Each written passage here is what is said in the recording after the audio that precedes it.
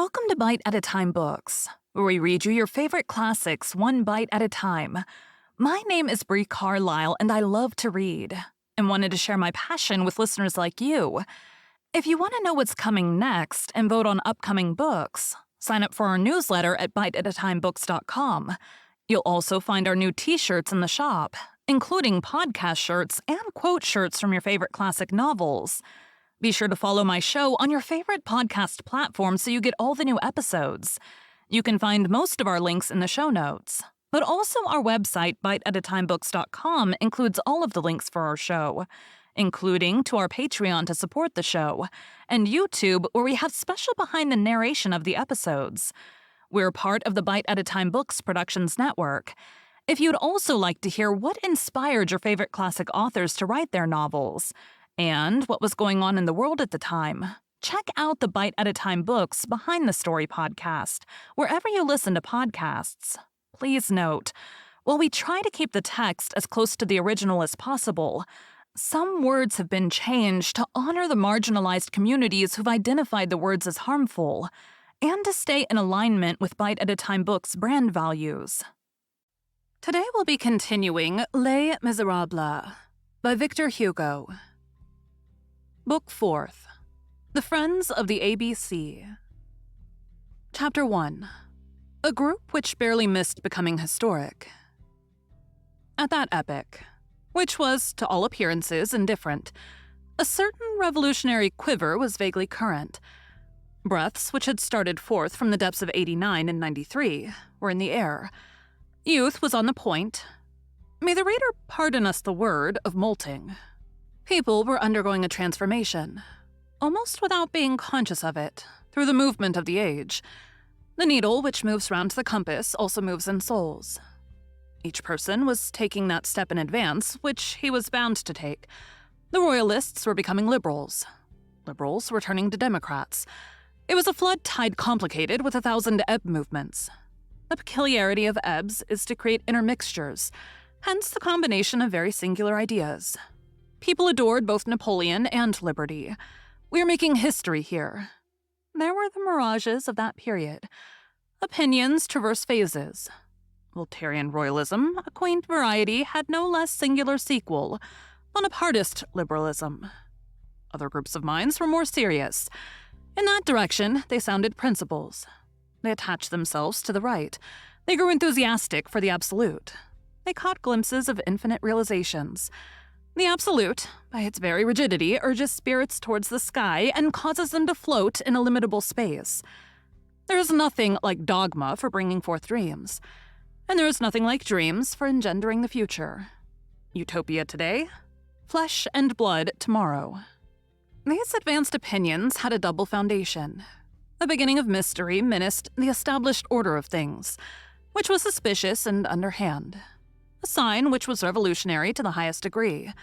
The second thoughts of power meet the second thoughts of the populace in the mind. The incubation of insurrections gives the retort to the premeditation of coup d'etat. There did not as yet exist in France any of those vast underlying organizations like the German Tugendbund and Italian Carbonarism. But here and there were dark underminings, which were in process of throwing off shoots. The Cogord was being outlined at Aix.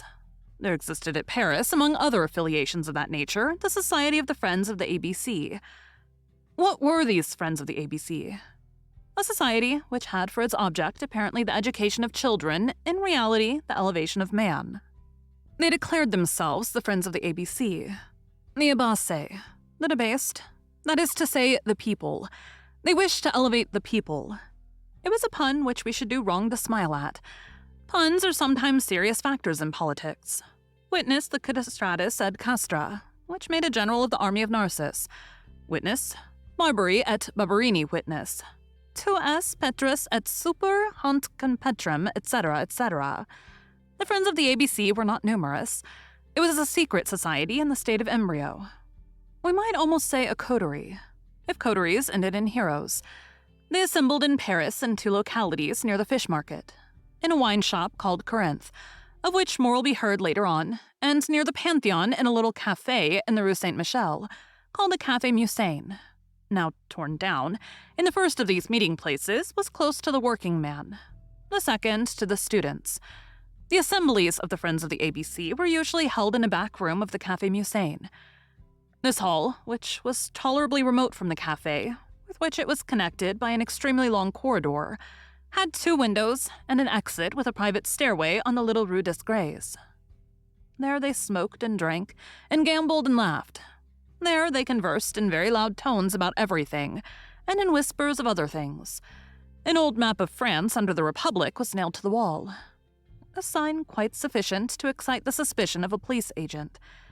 The greater part of the Friends of the ABC were students, who were on cordial terms with the working classes. Here are the names of the principal ones. They belong, in a certain measure, to history: Enjolras, Combeferre, Jean Prouvaire, Fully, Courfeyrac, Bahorel, Lesgle or Legal, Jolly, Grantaire. These young men formed a sort of family, through the bond of friendship. All, with the exception of Legal, were from the south. This was a remarkable group. It vanished in the invisible depths which lie behind us. At the point of this drama which we have now reached, it will not perhaps be superfluous to throw a ray of light upon these youthful heads, before the reader beholds them plunging into the shadow of a tragic adventure. Enjolras, whose name we have mentioned first of all, the reader shall see why later on, was an only son and wealthy. Enjolras was a charming young man who was capable of being terrible. He was angelically handsome. He was a savage Antinous. One would have said, to see the pensive thoughtfulness of his glance, that he had already, in some previous state of existence, traversed the revolutionary apocalypse. He possessed the tradition of it as though he had been a witness. He was acquainted with all the minute details of the great affair, a pontifical and warlike nature, a singular thing in a youth. He was an officiating priest and a man of war, from the immediate point of view a soldier of the democracy, above the contemporary movement, the priest of the ideal. His eyes were deep, his lids a little red, his lower lip was thick and easily became disdainful, his brow was lofty. A great deal of brow in a face is like a great deal of horizon in a view, like certain young men at the beginning of this century and the end of the last, who became illustrious at an early age. He was endowed with excessive youth, and was as rosy as a young girl, although subject to the hours of pallor. Already a man, he seemed a child. His 22 years appeared to be but 17. He was serious. It did not seem as if he were aware there was on earth a thing called woman. He had but one passion, the right, but one thought to overthrow the obstacle. On Mount Aventine, he would have been Gracchus. In the Convention, he would have been Saint Just. He hardly saw the roses. He ignored spring. He did not hear the caroling of the birds. The bare throat of Evadne would have moved him no more than it would have moved Aristogiton. He, like Harmodius, thought flowers good for nothing except to conceal the sword. He was severe in his enjoyments. He chastely dropped his eyes before everything which was not the Republic. He was the marble lover of liberty. His speech was harshly inspired and had the thrill of a hymn.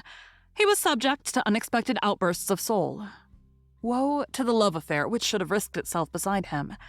If any grisette of the Place Cambrai or the Rue Saint-Jean-de-Beauvais, seeing that face of a youth escaped from college, that page's mien, those long golden lashes, those blue eyes, that hair billowing in the wind, those rosy cheeks, those fresh lips, those exquisite teeth had conceived an appetite for that complete aurora, and had tried her beauty on Enjolras.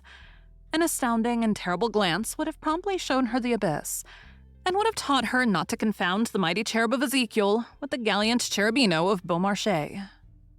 By the side of Enjolras, who represented the logic of the Revolution, Combeferre represented its philosophy. Between the logic of the Revolution and its philosophy there exists a difference, that its logic may end in war, whereas its philosophy can end only in peace. Combeferre complimented and rectified Enjolras. He was less lofty, but broader. He desired to pour into all minds the extensive principles of general ideas. He said revolution, but civilization. And around the mountain peak he opened out a vast view of the blue sky.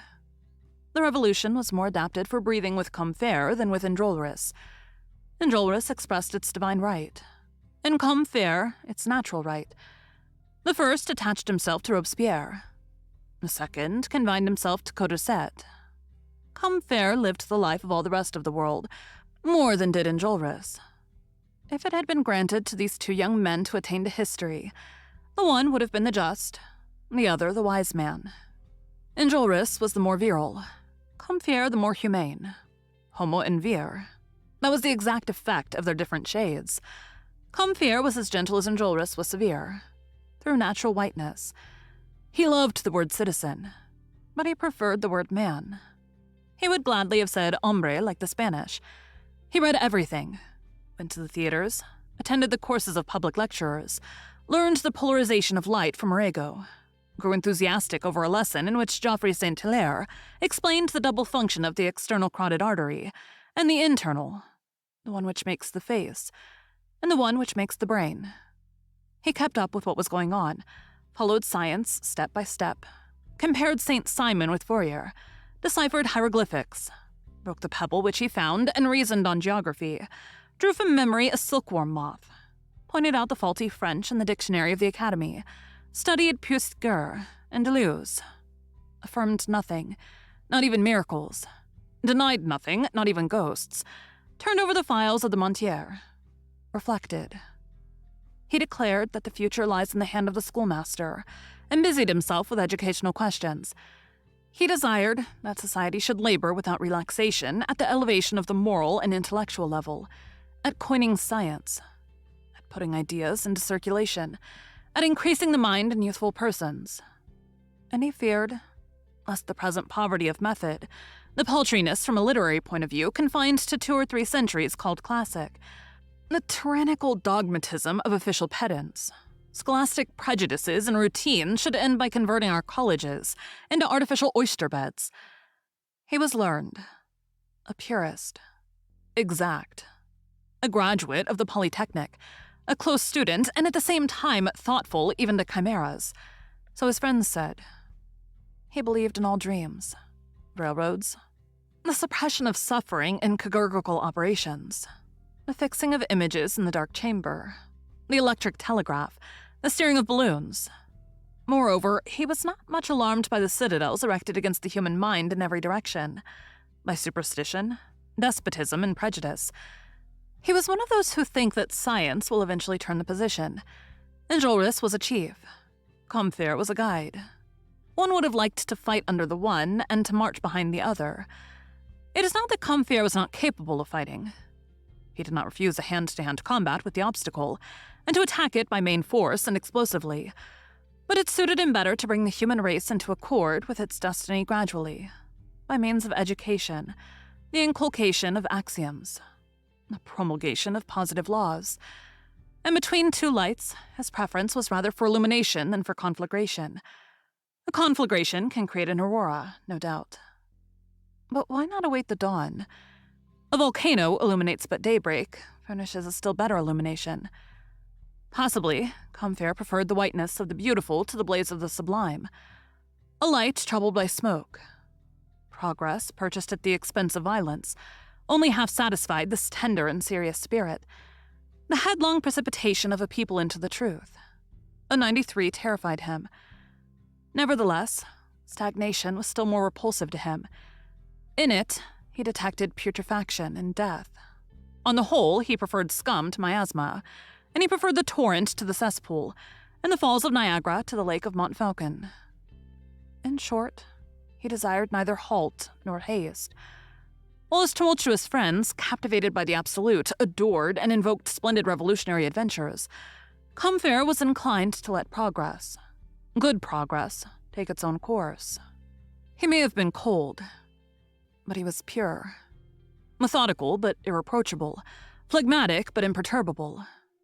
Combeferre would have knelt and clasped his hands to enable the future to arrive in all its candor, and that nothing might disturb the immense and virtuous evolution of the races. The good must be innocent, he repeated incessantly. And in fact, if the grandeur of the revolution consists in keeping the dazzling ideal fixedly in view, and of soaring thither athwart the lightnings, with fire and blood in its talons, the beauty of progress lies in being spotless. And there exists between Washington, who represents the one, and Danton, who incarnates the other. That difference, which separates the swan from the angel with the wings of an eagle.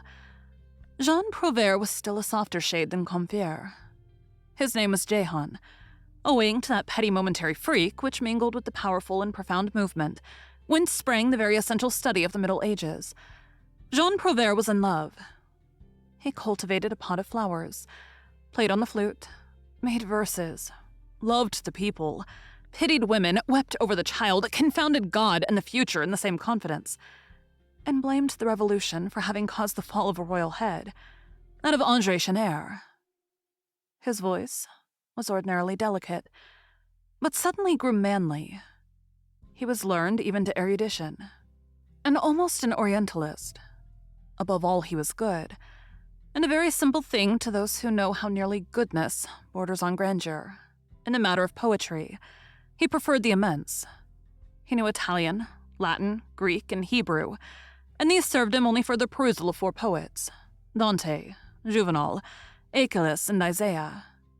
In French, he preferred Corneille to Racine, and Agrippa to D'Aguillon to Corneille. He loved to saunter through fields of wild oats and cornflowers, and busied himself with clouds nearly as much as with events. His mind had two attitudes, one on the side towards man, the other on that towards God. He studied or he contemplated.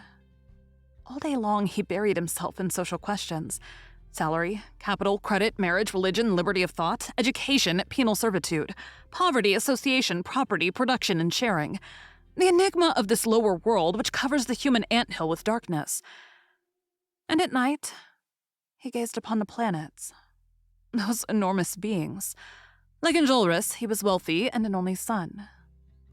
He spoke softly, bowed his head, lowered his eyes, smiled with embarrassment, dressed badly, had an awkward air, blushed at a mere nothing, and was very timid. Yet he was intrepid. Puley was a working man, a fan-maker orphaned both of father and mother, who earned with difficulty 3 francs a day, and had but one thought: to deliver the world. He had one other preoccupation: to educate himself. He called this also delivering himself. He had taught himself to read and write. Everything that he knew, he had learned by himself. Puley had a generous heart. The range of his embrace was immense. This orphan had adopted the peoples. As his mother had failed him, he meditated on his country. He brooded with the profound divination of the man of the people, over what we now call the idea of the nationality, had learned history with the express object of raging with full knowledge of the case. In this club of young utopians, occupied chiefly with France, he represented the outside world. He had for his specialty Greece, Poland, Hungary, Romania, Italy. He uttered these names incessantly, appropriately and inappropriately with the tenacity of right. The violations of Turkey on Greece and Thessaly of Russia on Warsaw, of Austria on Venice, enraged him. Above all things, the great violence of 1772 aroused him. There is no more sovereign eloquence than the true in indignation. He was eloquent with that eloquence. He was inexhaustible on that infamous date of 1772, on the subject of that noble and valiant race suppressed by treason, and that 3-sided crime on that monstrous ambush, the prototype and pattern of all those horrible suppressions of states, which since that time have struck many a noble nation and have annulled their certificate of birth, so to speak. All contemporary social crimes have their origin in the partition of Poland. The partition of Poland is a theorem of which all present political outrages are the corollaries. There has not been a despot, nor a traitor for nearly a century back, who has not signed, approved, countersigned, and copied, nay, veritured the partition of Poland. When the record of modern treasons was examined, that was the first thing which made its appearance. The Congress of Vienna consulted that crime before consummating its own. 1772 sounded the onset. 1815 was the death of the game.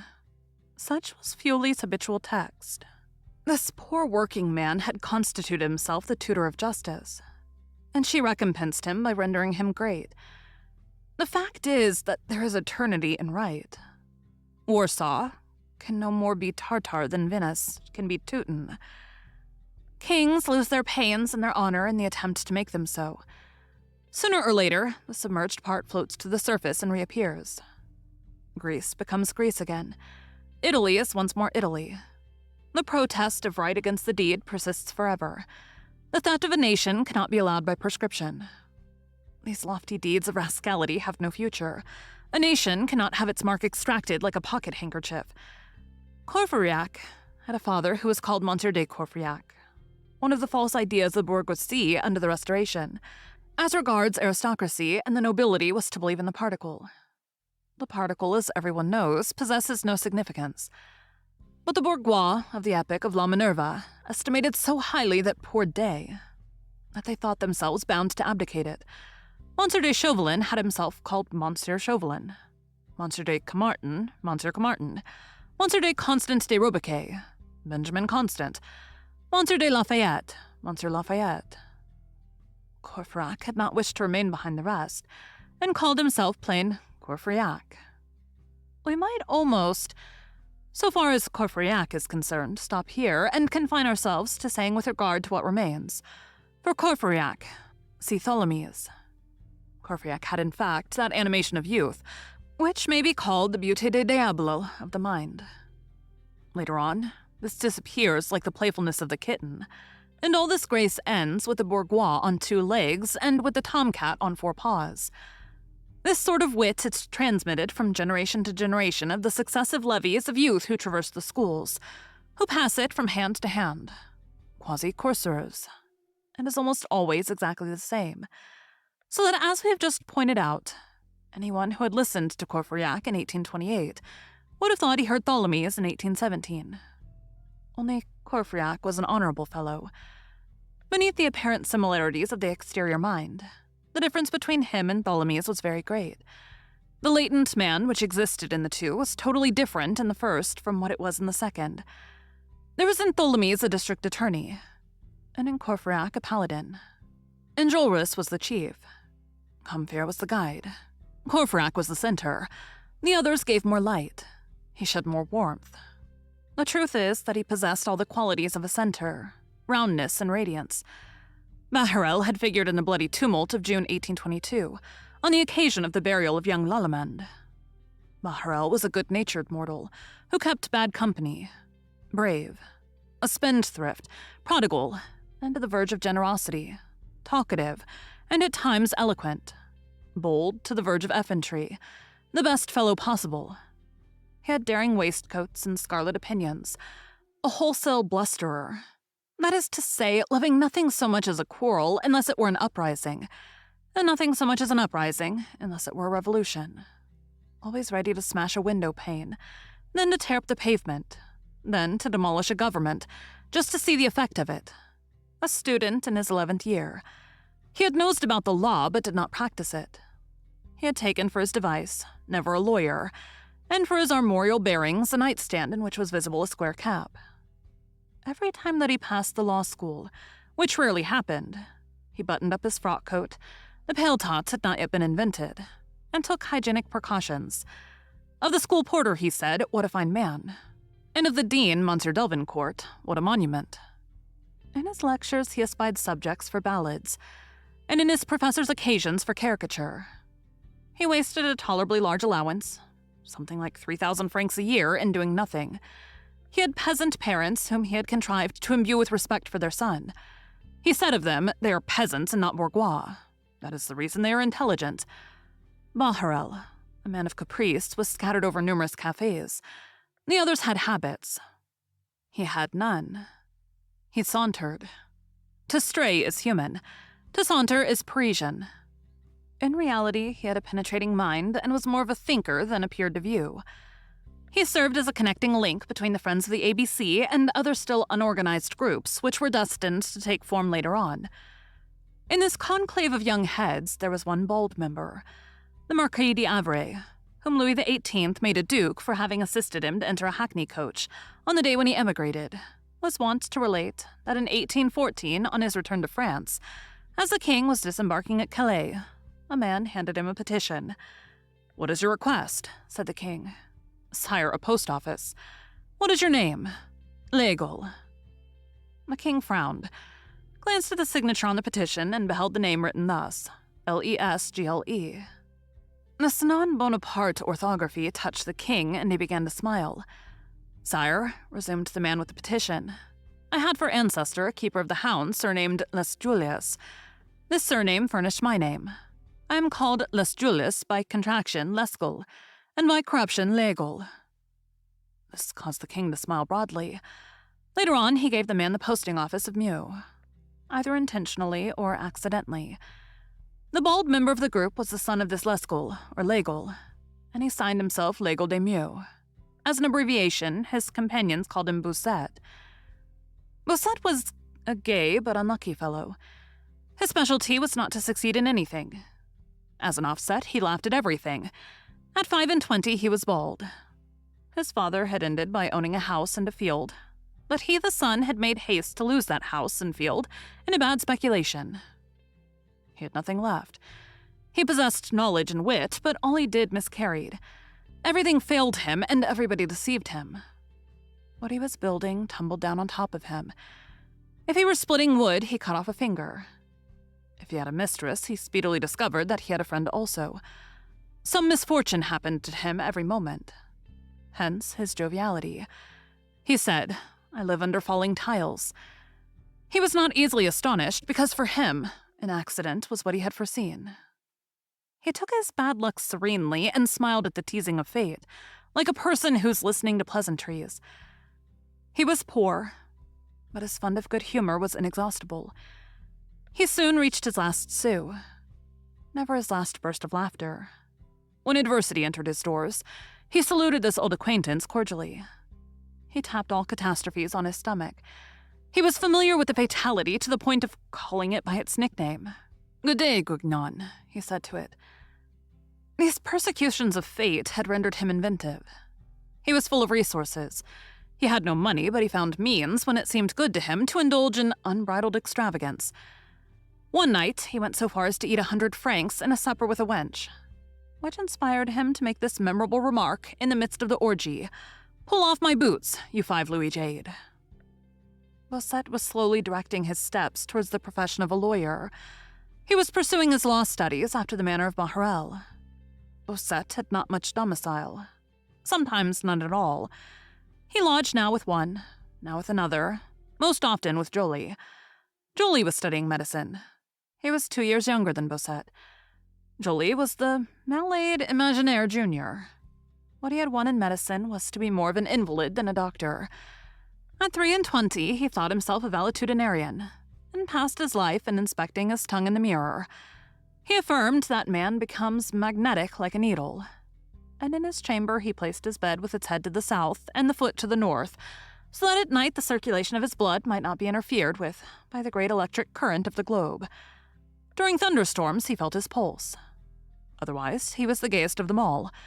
All these young, maniacal, puny, merry incoherences lived in harmony together, and the result was an eccentric and agreeable being whom his comrades, who were prodigal of winged consonants, called Jolly. "You may fly away on the 4 owls," Jean Prouvaire said to him.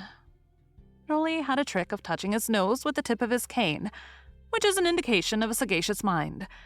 All these young men who differed so greatly, and who, on the whole, can only be discussed seriously, held the same religion: progress. All were the direct sons of the French Revolution. The most giddy of them became solemn when they pronounced that date, 89. Their fathers in the flesh had been either royalists, doctrinaires, it did not matter what. This confusion anterior to themselves, who were young, did not concern them at all. The pure blood of principle ran in their veins. They attached themselves, without intermediate shades, to incorruptible right and absolute duty. Affiliated and initiated, they sketched out the ideal underground. Among all these glowing hearts and thoroughly convinced minds, there was one skeptic. How came he there? By juxtaposition. This skeptic's name was Grantaire, and he was in the habit of signing himself with this rebus. Our Grantaire was a man who took good care not to believe in anything. Moreover, he was one of the students who had learned the most during their course at Paris. He knew that the best coffee was to be had at the Café Lemblin, and the best billiards at the Café Voltaire, that good cakes and lasses were to be found at the Hermitage, on the Boulevard du Maine, spatch-cocked chickens at Mother Saget's, excellent matelotes at the Barrière de la Cunette, and a certain thin white wine at the Barrière de Compat. He knew the best place for everything. In addition, boxing and foot fencing and some dances, and he was a thorough single-stick player. He was a tremendous drinker to boot. He was inordinately homely. The prettiest boot stitcher of that day, Irma Boise, enraged with his homeliness, pronounced sentence on him as follows: "Grantaire is impossible." But Grantaire's fatuity was not to be disconcerted. He stared tenderly and fixedly at all women, with the air of saying to them all, "If I only chose," and of trying to make his comrades believe that he was in general demand. All those words, rights of the people, rights of man, the social contract, the French Revolution, the Republic, democracy, humanity, civilization, religion, progress, came very near to signifying nothing whatever to Grantaire. He smiled at them. Skepticism that carries of the intelligence had not left him a single whole idea. He lived with irony. This was his axiom. There is but one certainty. My full glass. He sneered at all devotion in all parties. The father as well as the brother. Robespierre Jr. as well as Los Roles. "They are greatly in advance to be dead," he exclaimed. He said of the crucifix, "There is a gibbet which has been a success." A rover, a gambler, a libertine, often drunk, he displeased these young dreamers by humming incessantly, "Jamais les filets, et jamais les bon vin. Ere vive Henry IV." However, this skeptic had one fanaticism. This fanaticism was neither a dogma, nor an idea, nor an art, nor a science. It was a man, Enjolras. Grantaire admired, loved, and venerated Enjolras. To whom did this anarchical scoffer unite himself in this phalanx of absolute minds? To the most absolute. In what manner had Enjolras subjugated him? By his ideas? No. By his character, a phenomenon which is often observable. A skeptic who adheres to a believer is as simple as the law of complementary colors. That which we lack attracts us. No one loves the light like the blind man. The dwarf adores the drum major. The toad always has his eyes fixed on heaven. Why? In order to watch the bird in its flight. Grantaire, in whom writhed doubt, loved to watch faith soar in Enjolras. He had need of Enjolras. That chaste, healthy, firm, upright, hard, candid nature charmed him, without his being clearly aware of it, and without the idea of explaining it to himself having occurred to him. He admired his opposite by instinct. His soft, yielding, dislocated, sickly, shapeless ideas attached themselves to Enjolras as to a spinal column. His moral backbone leaned on that firmness. Grantaire, in the presence of Enjolras, became someone once more. He was himself, moreover, composed of two elements, which were, to all appearance, incompatible. He was ironical and cordial. His indifference loved. His mind could get along without belief, but his heart could not get along without friendship.